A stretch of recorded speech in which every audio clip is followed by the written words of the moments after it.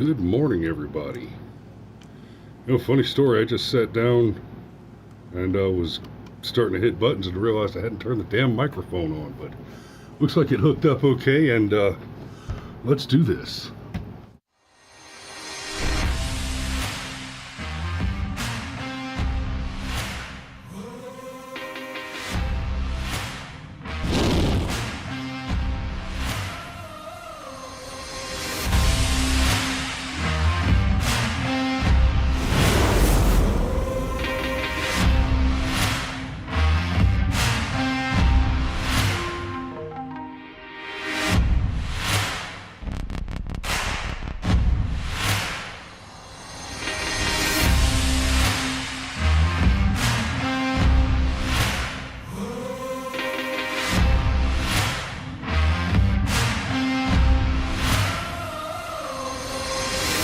Good morning. Okay, so the title this morning says Trusting the Experts, and I got a couple things I want to cover in that vein, but before I get to the actual topic this morning, hey guys, it was Father's Day this weekend. So happy Father's Day to all the fathers out there that watch the show, and the numbers would suggest that's about 70% of my audience, which good on you guys. That's raising babies is doing the Lord's work. And I'll tell you what, I got this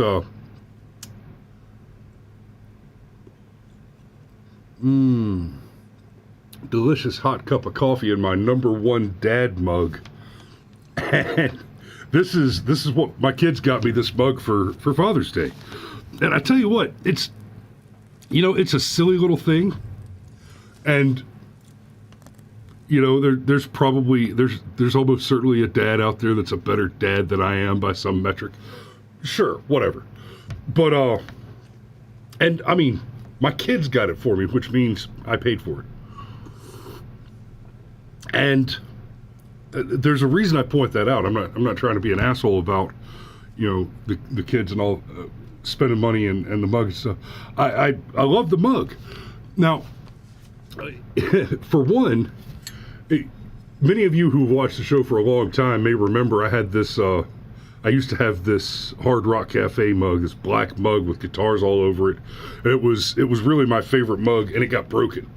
And one of the primary reasons it was my favorite mug is it was not just a certain volume of coffee, but a certain shape of mug that just worked right. This is about 1.5 inches shorter than that one was, but it's the same barrel width,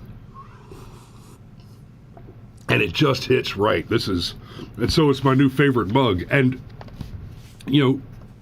so the kids spend your money to buy you a present on Father's Day, and that present says number one dad. Buddy, I couldn't have been happier. Right, and it struck me as odd. I mean, I'm over a decade now into the whole dad thing, and I don't have a number one dad, best dad in the universe, coffee cup or T-shirt or whatever. And I never really cared one way or the other. But opening that up and seeing that, and from the kids, it just really warmed me up. I didn't think it would hit me the way it did. It's fucking awesome. So I hope you guys had a great weekend, did something cool for Father's Day. In my house, what we did for Father's Day is we had a field day. And for those of you who have served, you know what a field day is. And for those of you who haven't, let me tell you, it involves cleaning out everything down to taking the Q-tips to the AC vents.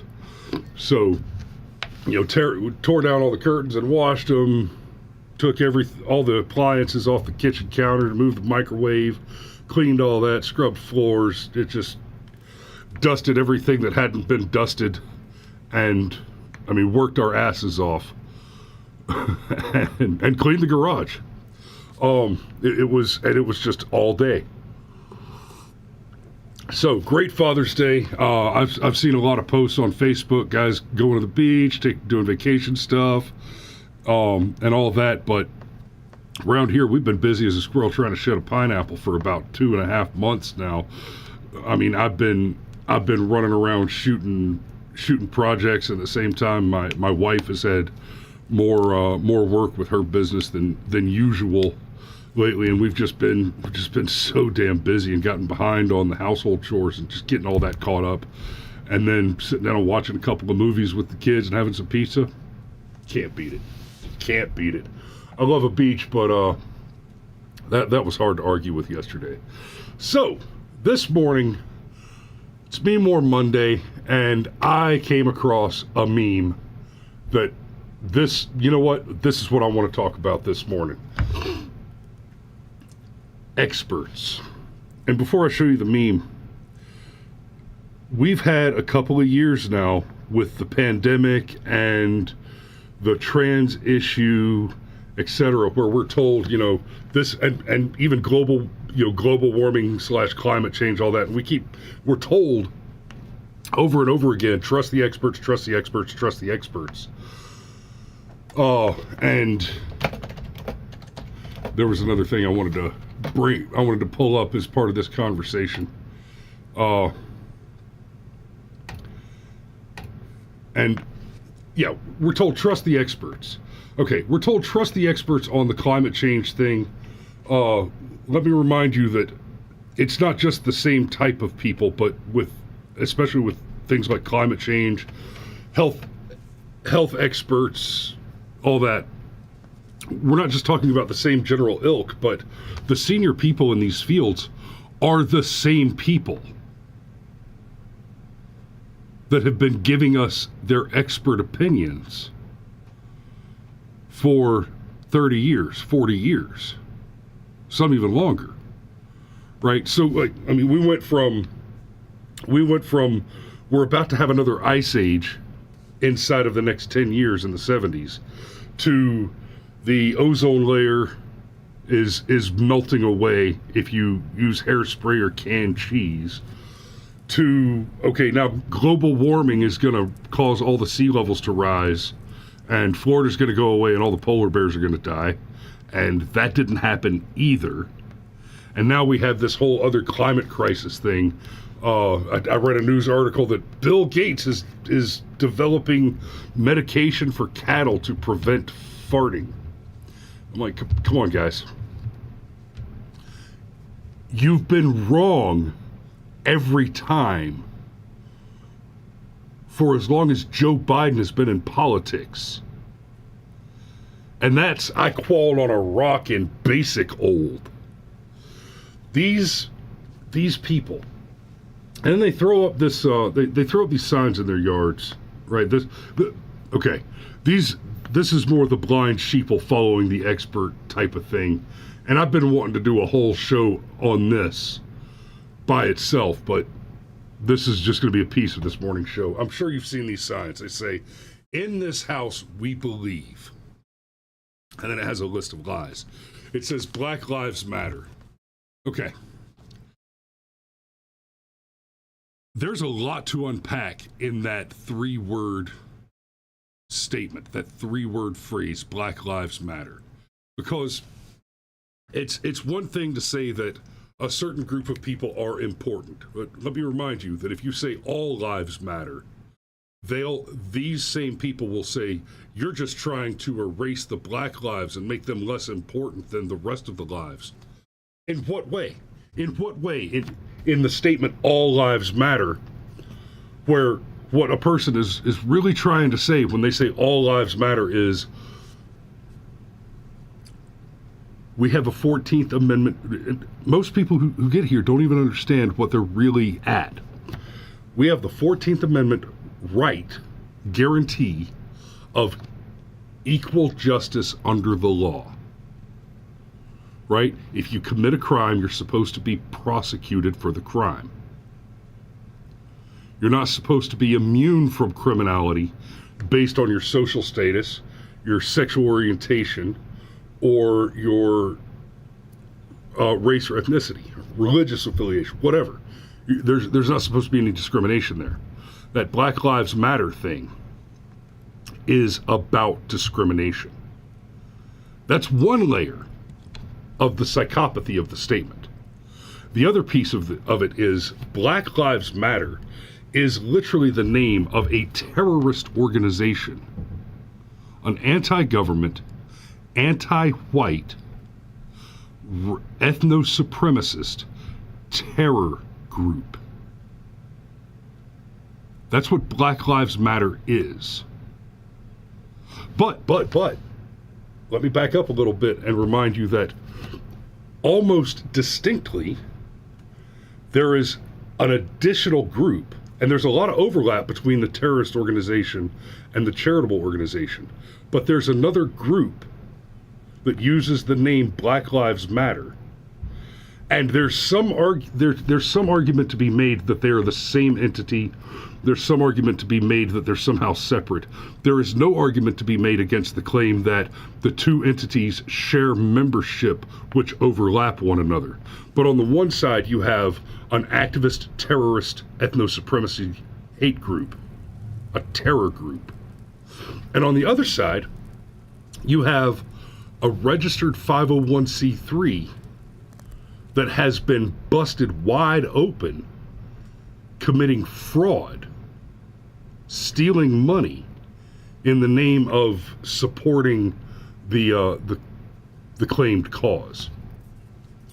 The next line is, women's rights are human rights. Now, this is obviously a statement about abortion, that the claim being that women do not have rights equal to men unless women are allowed to murder their children, for the sake of personal convenience. And make no mistake, abortion is always 100%, without exception, a matter of personal convenience. There are no life of the mother cases. Right? When people say, well, what about rape, incest, life of the mother? Okay, rape and incest make up a minuscule, less than 1% fraction of all abortion cases. Then you get to the life of the mother argument. And what you're arguing is that a mother who is in distress because of a pregnancy is better served by a dangerous, risky, invasive procedure whereby either a mutilation is committed within her body while her body is already in distress, or a toxic chemical is introduced to an already dangerous medical situation for the purpose, in either case, of killing the infant before it is removed from the woman in distress, rather than not taking the additional unnecessary step and removing the infant. If the infant hasn't gestated long enough to survive a cesarean section or a natural birth, to survive being removed from the mother, that's another matter. Because the difference there is, in the case that you argue for an abortion for the life of the mother, you are saying, instead of ending the pregnancy by removing the child, we're going to take an additional step and commit murder first, which adds additional complications to the already complicated situation. So these women's rights are human rights. They're arguing that women do not have rights equal to men if they're not allowed to murder their children in the womb, which suggests that, I'm sorry, if I get a woman pregnant and I don't want the baby born, do I have the right to murder it? Right? You've heard me say on the show before, hey, we don't need to ban abortion. We don't need any laws dealing with abortion now. They're not necessary. Right? Just like kids at strip shows, murder is already a crime. We don't need new laws, we need to enforce laws. Murder, already crime. Not complicated. And this, women's rights, human rights, every time you hear a slogan about the rights of an individual group in the United States of America, they're not interested in equal rights. We know this because they have that under the law. Even if the argument is made that they don't have it somehow in practice, They have it under the law. In this country, we have equal rights under the law. Anyone who says different is lying. The idea of specific rights, right, like trans rights, we didn't need the right to use the bathroom we want to use. No. That's not an equal right. You're not asking for equal rights. You're asking for special privileges. You're asking to be treated differently based on your identity. You're a bigot. So let's get to this next one. I'm going to skip over the science is real for a second and come back to that next. I want to hit love is love real quick because it's Pride Month. This statement, love is love. Let me pull up the Pride Progress flag.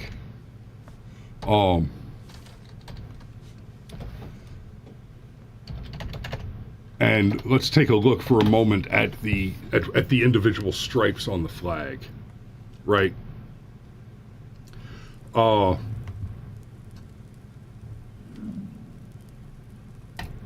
We'll take it from this LGBTQ nation. What is the Pride Progress flag? And it says, the black and brown colors of the Pride Progress flag represent marginalized LGBTQ people of color. No, go away. Go away. Pox.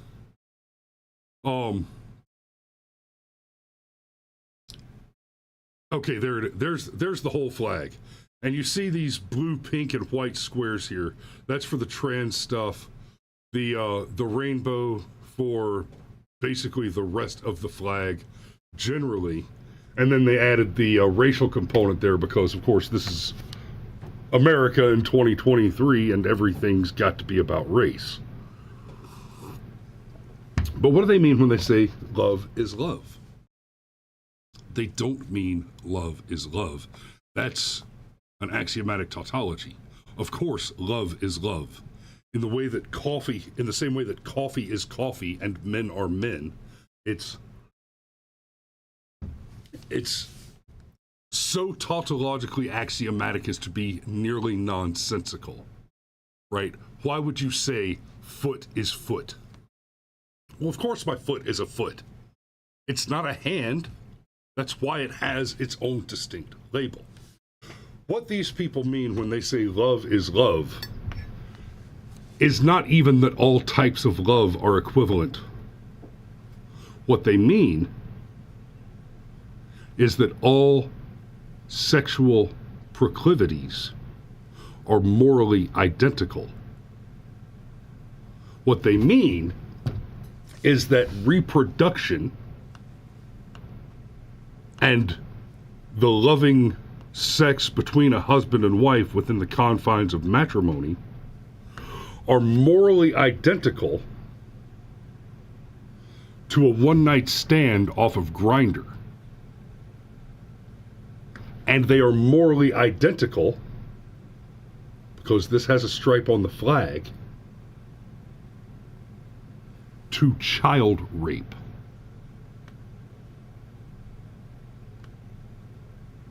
I'm not speaking hyperbolically here. Let me remind you that the minor attracted person trope is a particular proclivity that is championed by the LGBTQ IDGAFK of the activist wing of the whole alphabet soup. Right? That gets a letter on the flag. It gets a letter in the list. So the statement love is having sex with your wife is morally the same as producing child pornography. Moral identicality, no matter what the sexual circumstance. I do not accept that. That's psychotic. Now, this one, the science is real. I want to go back to this one because this is the trust the experts piece. In this house, we believe science is real. Okay, which science? Yeah? Which science do you believe? That we had an ice age in 1983? Because that was the science. Right? That Florida was going to be swallowed by the ocean before Donald Trump was elected, because that was the science, Al Gore. Right? Maybe the science that you believe is real, right? Maybe the science you believe was real was spraying children with DDT, or perhaps your particular pickle was thalidomide. How'd that work out for you? Right? The science is real. Let me clarify something for you. This cat on the Twitters that provided me the fodder for my thumbnail this morning. I meme, therefore I am. I meme zero. Reminds us, these are your experts. These are your healthcare leaders in America, Belgium, Canada, Britain. These are the people. These two guys and two women. These four. Let's be real. These are government employees. They're dependapotami. They're bloated welfare recipients. These are your experts. These are your healthcare experts. These are the people who are telling you what to eat. These are the people that are making the recommendations that affect the choices you make of what to feed your children. Right?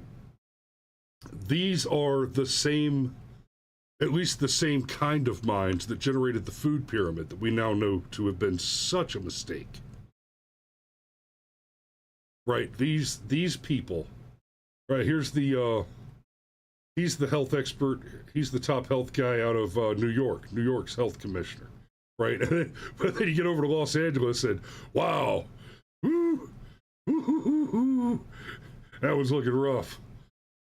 And God, this one just aggravates the shit out of me. And yes, Shleemy22, this is live.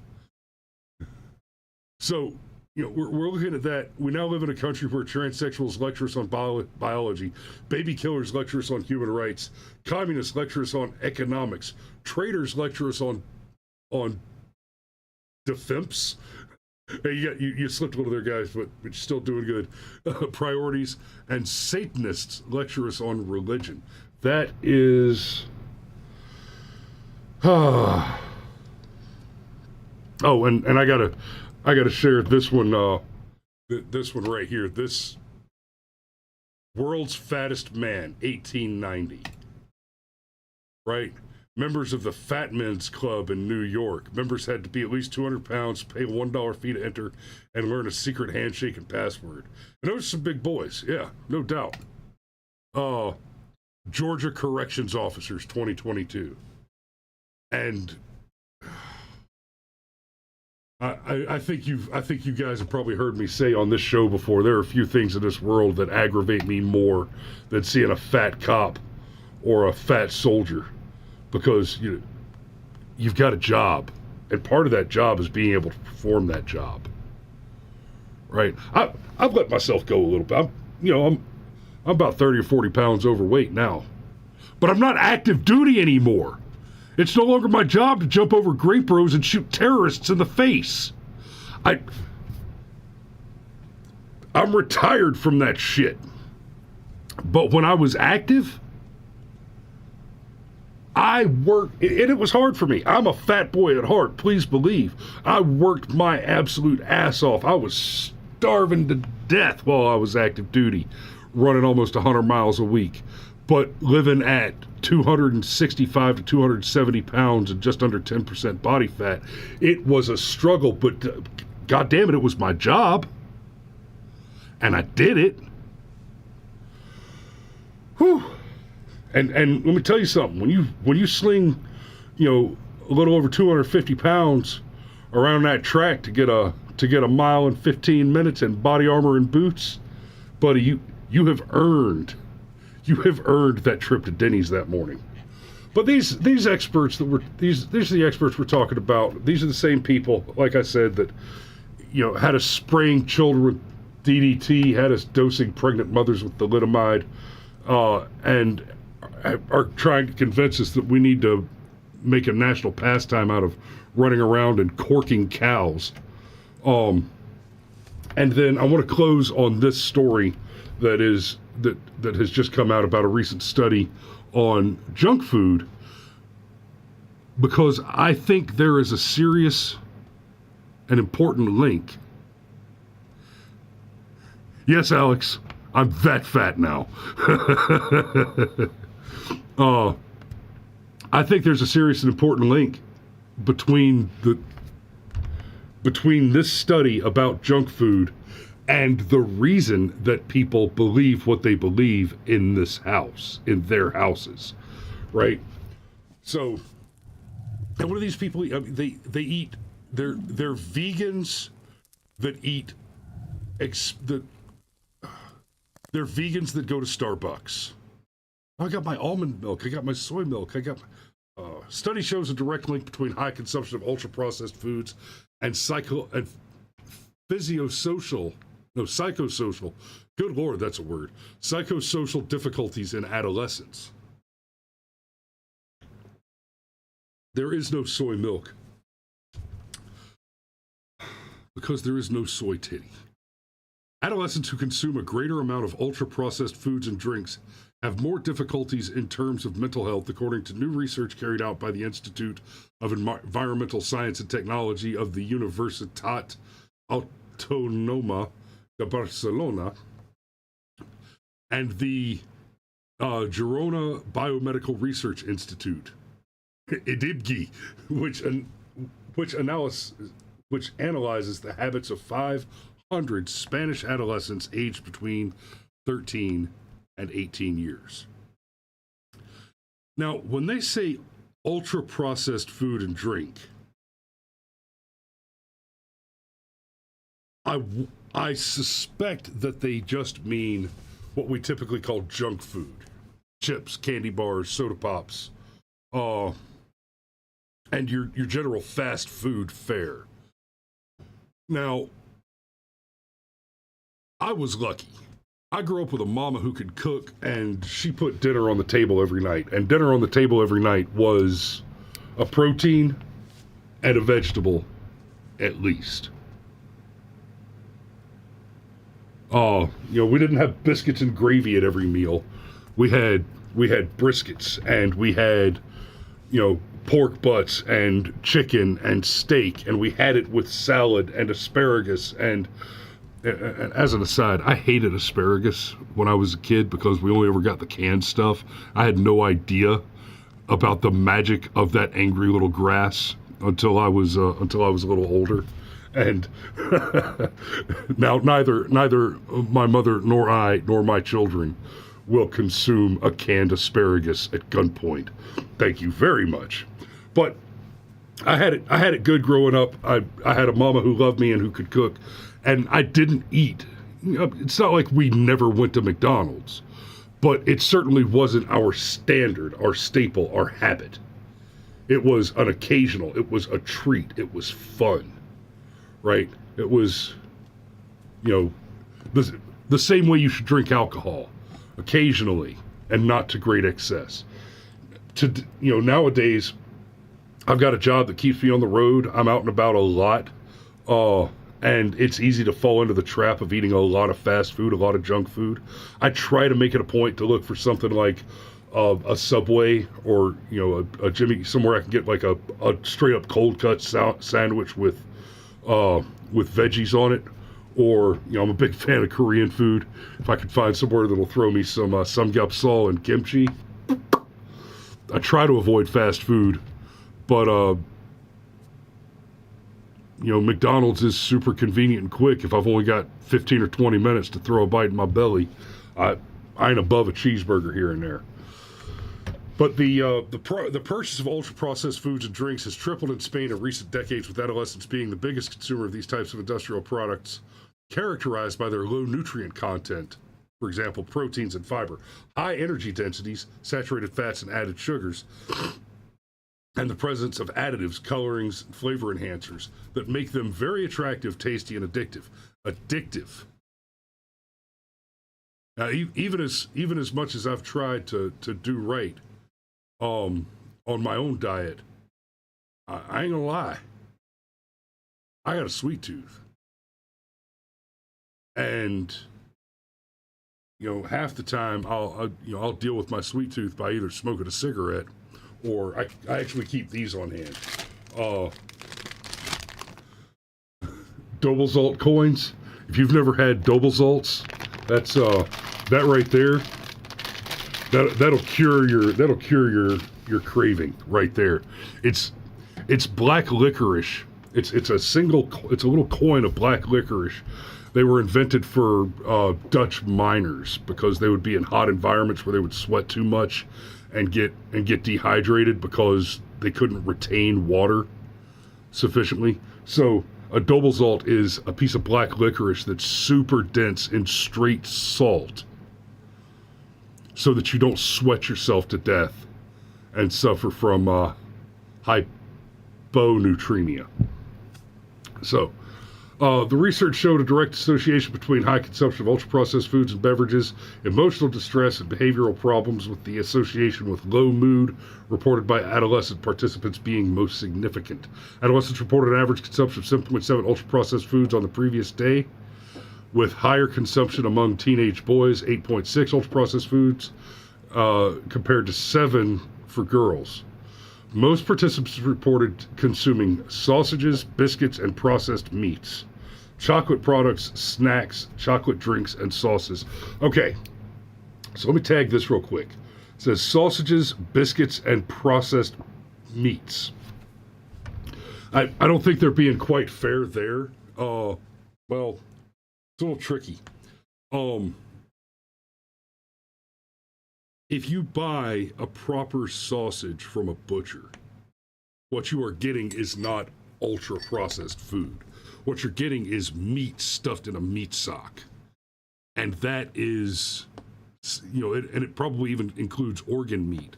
And if you talk to anybody who's on like a carnivore or caveman diet, they'll tell you that you need organ meat to supplement yourself if you're doing a super high protein diet, or like Jordan Peterson's carnivore diet. I mean, the man basically just eats a 36-ounce tomahawk steak 4 times a day or some crazy shit. And Joe Rogan talked about this too. With he eats a lot of caribou, and so he has to supplement the caribou with bacon, and sometimes just straight up fried slabs of beef fat and organ meat, to avoid what's called rabbit starvation. And rabbit starvation is it's named after an instance, and I forget where it was, but there was a group where they had a lot of rabbits to eat and basically nothing else, and they were trying to survive on just rabbits, and they all starved to death because the rabbits are so lean. There's no fat on them, and a lot of the nutrients that you would generally get, that you would generally replace the vegetarian side of your diet with when you're on a total protein diet, comes from the fat. So rabbit starvation is when you have the meat that's just too lean, and so you're missing out on a lot of the essential nutrients and minerals. And that's a little aside, off topic, but this study links the consumption of soda pop and bullshit basically to the world getting dumber. And quite simply, you look at the world that we're talking about, and the world that grew up on classic Coke and Snickers bars elected the people that gave you this.